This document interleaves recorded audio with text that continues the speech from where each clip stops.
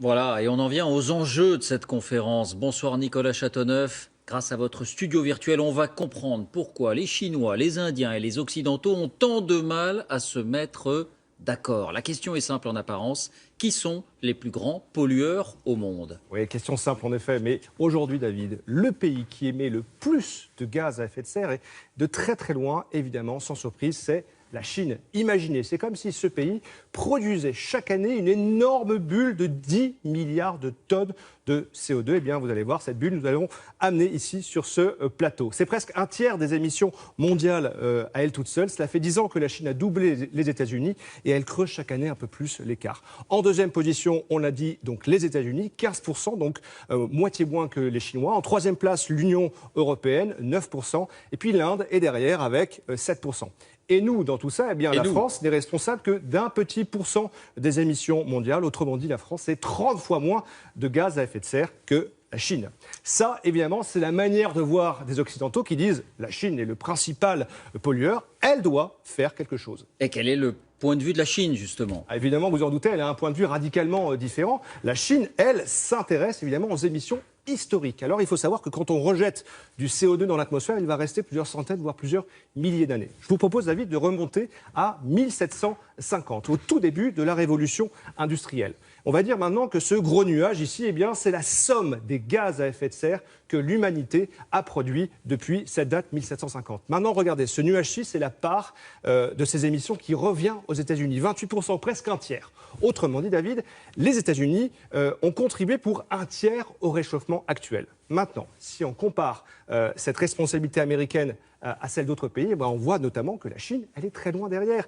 10% seulement, elle s'est évidemment industrialisée beaucoup plus tard. Et à ce petit jeu, on voit notamment que les vieux pays comme la Russie, l'Allemagne ou le Royaume-Uni ont une responsabilité qui va de 7 à 5%. La France, elle, est responsable, on va dire, de 2% des émissions historiques. Ça, évidemment, c'est la vision des Chinois qui disent « Vous, les Occidentaux, vous avez rejeté du CO2 pendant 265 ans pour vous développer. Vous êtes gentils, mais vous êtes les principaux responsables. À vous de faire les plus gros efforts. » Et ne serait-il pas juste aussi de mesurer la pollution en fonction du nombre d'habitants, de la population? Si, vous avez raison, évidemment. La Chine pollue 2 fois plus que les États-Unis, mais les Chinois, évidemment, tout le monde le sait, ils sont 4 fois plus nombreux que les Américains. Donc vous allez voir, en matière d'émissions de gaz à effet de serre, eh bien, les habitants du monde ne sont pas tous logés à la même enseigne. Regardez.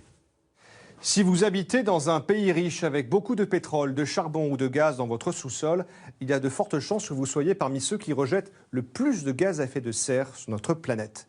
Pas étonnant, donc, que le record absolu soit détenu par les Qataris. 40 tonnes de CO2 par habitant, le Qatar est en effet le premier exportateur mondial de gaz naturel pour seulement 2 millions d'habitants. Chez les Occidentaux, les Américains, eux, pèsent 16 tonnes chacun. Le prix est payé pour un mode de vie très énergivore. Nos voisins allemands, 9 tonnes chacun, à cause notamment du charbon. Finalement, nous, les Français, nous sommes plutôt sobres avec nos 5 tonnes de CO2. C'est l'avantage d'avoir beaucoup de nucléaire. Et le Chinois, dans tout ça, eh bien, il se situe autour de 7 tonnes. C'est plus qu'un Français, c'est surtout beaucoup plus qu'un Indien qui pèse à peine 2 tonnes de CO2. On comprend mieux pourquoi les Indiens ont du mal à s'engager sur une réduction de leurs émissions. Quand ils comparent les leurs à celles d'autres habitants dans le monde, ils n'ont vraiment pas envie de faire des efforts. Nicolas, pour terminer, oublions un instant les frontières. Quelles sont les activités économiques qui polluent le plus? Alors David, en première ligne, on va trouver évidemment l'industrie.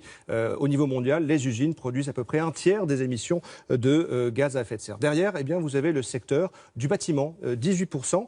C'est évidemment la construction, mais c'est aussi le chauffage, l'électricité pour y habiter. Viennent ensuite les transports, les voitures, les camions, les avions. Et évidemment, ils sont dépendants du tout pétrole.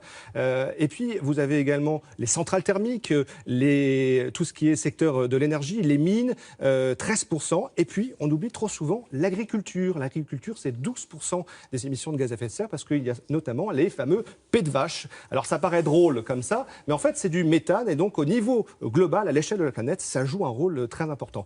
Enfin, il y a la déforestation, c'est-à-dire à peu près 10%, parce que brûler de la forêt, notamment tropicale, pour cultiver de la terre, eh bien, ça rejette beaucoup de gaz à effet de serre. Et les 3 secteurs, David, dont les émissions augmentent le plus vite, ce sont comme par hasard l'énergie, l'industrie et les transports. Ce sont 3 secteurs qui ont beaucoup de mal à se passer, notamment des énergies fossiles, de gaz, de pétrole et de charbon. Merci Nicolas pour toutes ces explications. Dans l'actualité